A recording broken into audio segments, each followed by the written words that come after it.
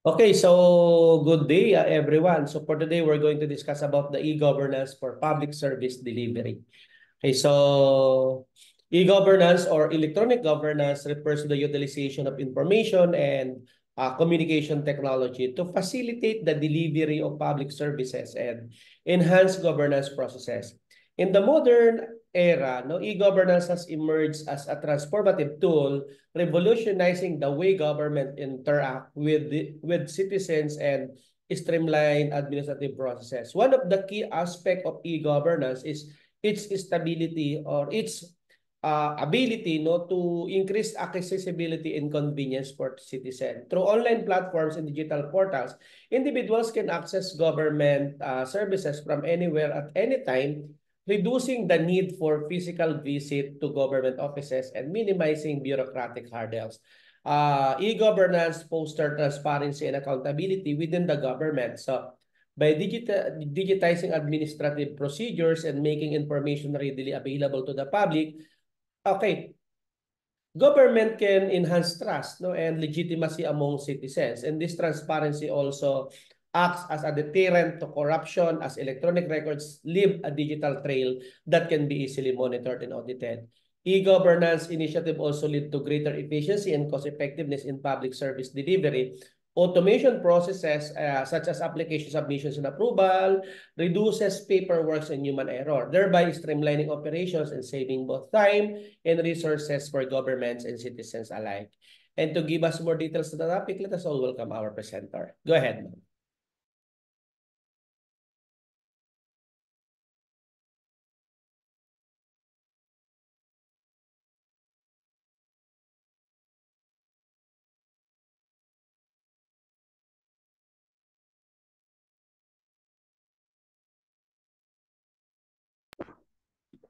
Ayan po, wait lang po ha. Ayan. Hello sir, naririnig po ba? Okay po, good afternoon po sa lahat. Yung report ko po is about e-governance for public service delivery. First, overview lang muna po sa public service delivery natin. Introduction, why learn public service delivery? Public service delivery touches our life in two important ways, which is the service that we give and the service that we receive. Okay. Definition of customer: a customer is a person on the organization that often regularly receive our services or products. Next, definition of services: service can be defined as work done for others.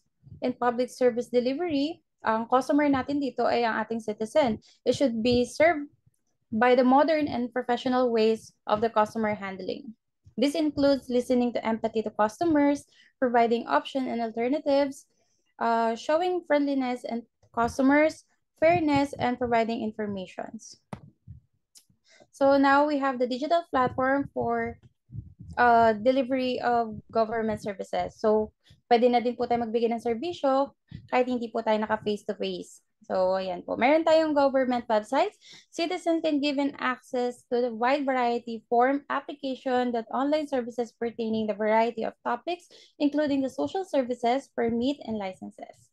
So, dito po ang example ko is ang website po ni National Labor Relations Commissions, which is yung sa gilid po, makikita nyo, we have the e-services, home, about us, issuances, vacancies, contact us.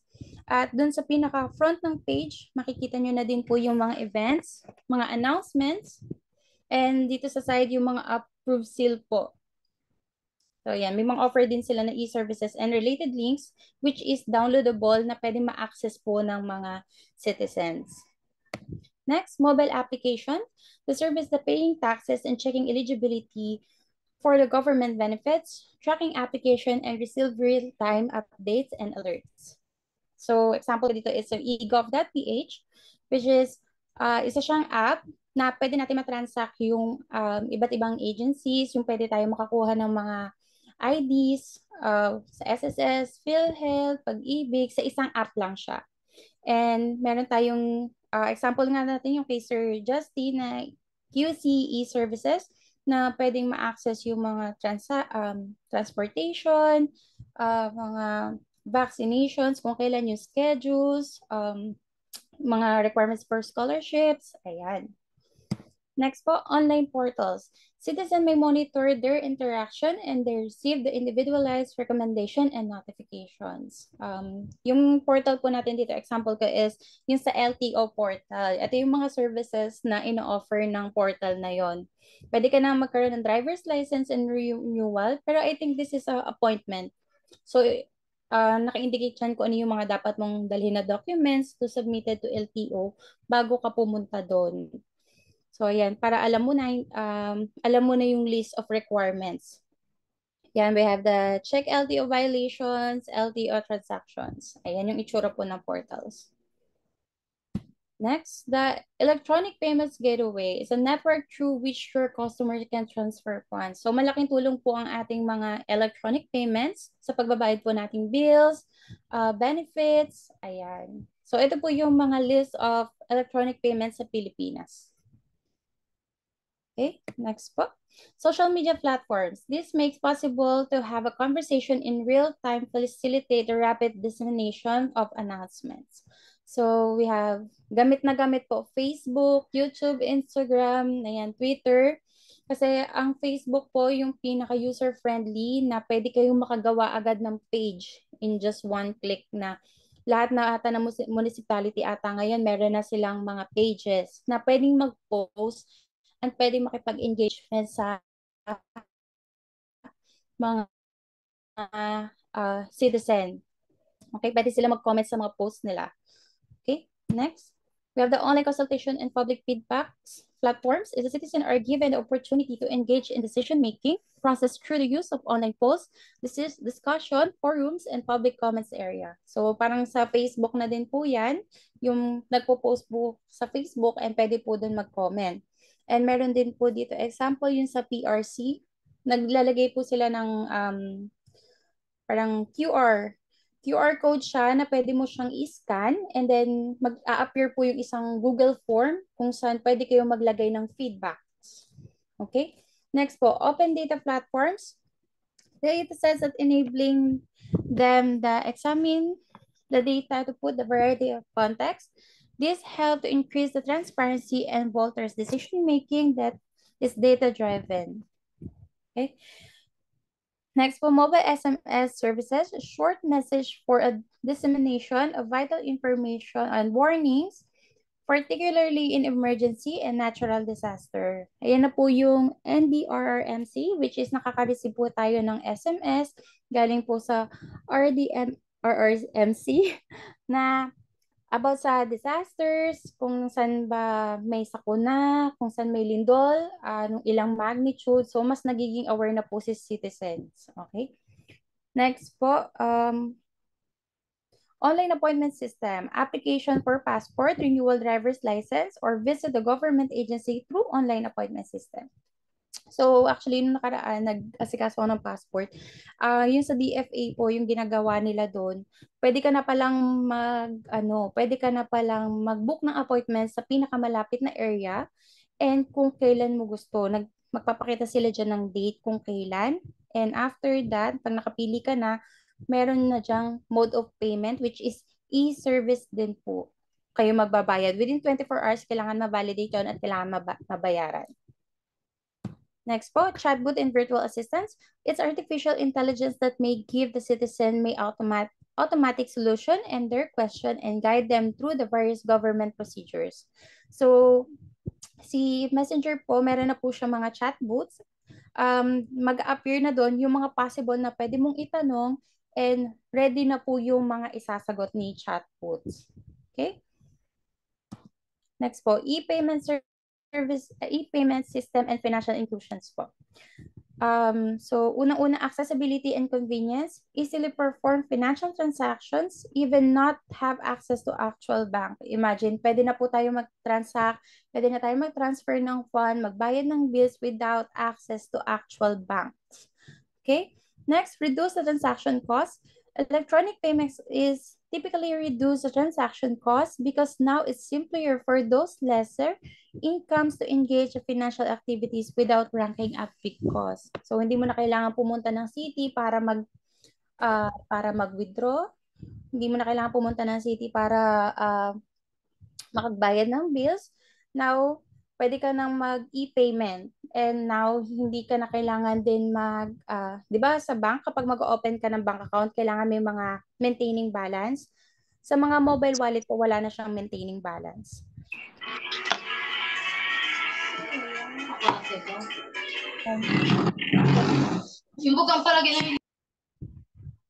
Overcoming geographic barriers, it helps the locations that are hard to reach or unserved, which may have limited numbers of physical bank branches. Yun po ay tulad po nung sa amin sa Batangas. Malayo po kami sa city. So, malaking tulong po yung pagkakaroon ng e-payment systems or mga online banking or mga GCash. Ayan. Empowering the unbanked, okay, mobile wallet and prepaid. Now it's possible people who do not have bank accounts to receive the payments, make purchases, and engage other financial transactions. So kahit wala ka ng bank account, wala kang maintaining balance para makapag-open ng bank account, ngayon meron tayong mga mobile wallet like GCash, PayPal, PayMaya, na it's possible po pala talaga na makapag-receive tayo ng payments, makapag-purchase tayo, at magkaroon tayo ng mga other financial transaction gamit po ang ating mobile wallet. Next po, financial services for small businesses.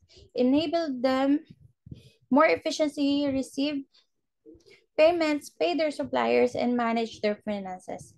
So, mapapansin nyo na din yung mga small businesses, naglalagay lang sila ng QR code sa gilid. Pwede mo na siyang i-scan and pwede ka magbayad via e-payment or mobile wallet.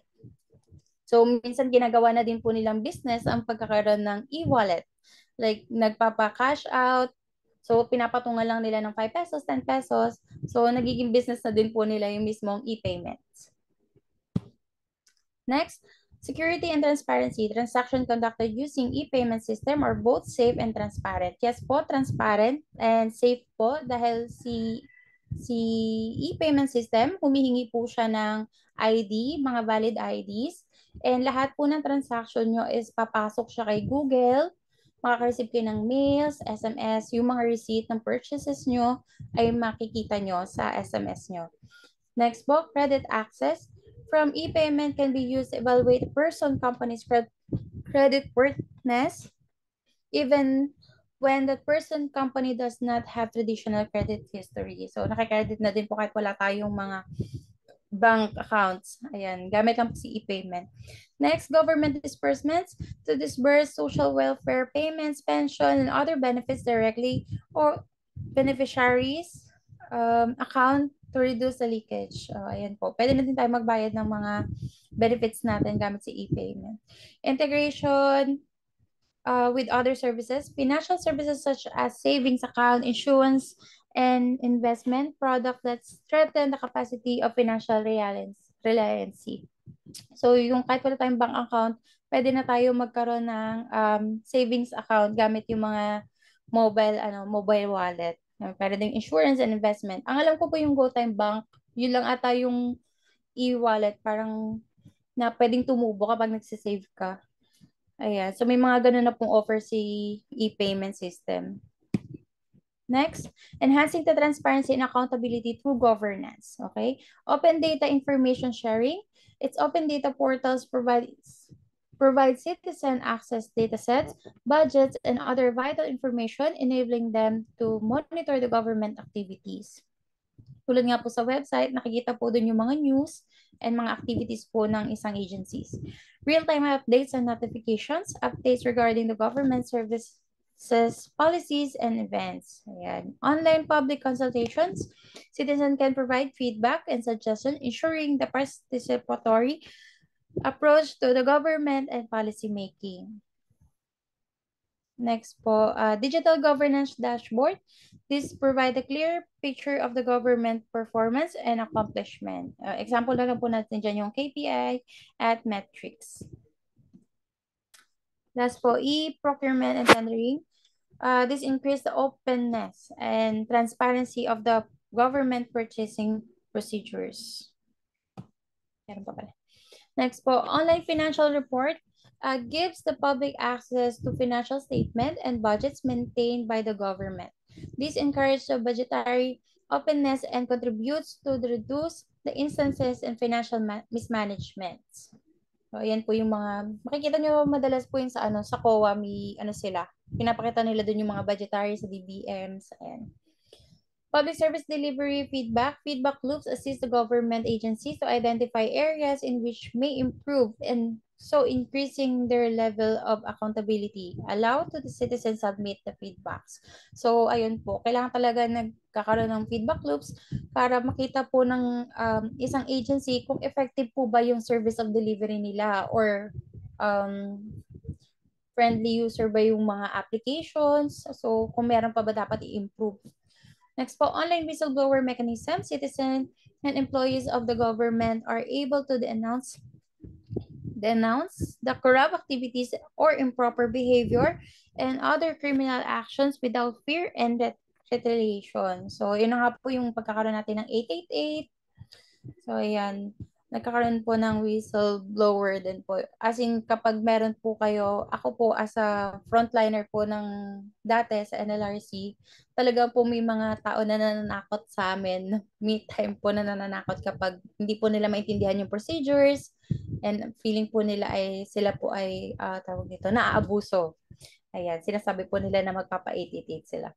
Next po, digital signatures and verification. This helps the government papers and transaction are legitimate. So, kailangan po ng mga digital signatures para makita po if totoo po ba yung mga papers na ipinapasa. Ayan po. Ito po yung aking reference, yung libro po ni Dr. Marmelo po, yung E-Governance for Development Administrations.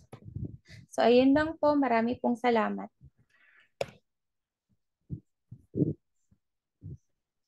Share.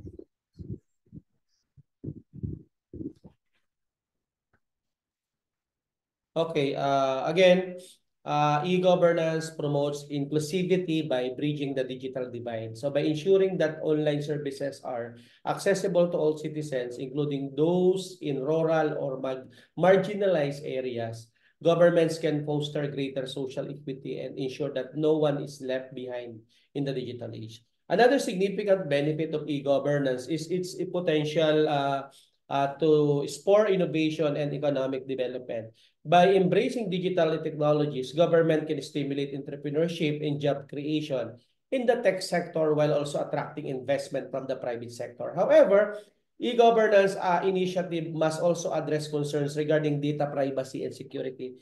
With the digitization of government records and collection of personal data, it becomes crucial or critical to or vital to implement robust cybersecurity measures and strict data protection policies to safeguard citizens' privacy and prevent misuse of sensitive information.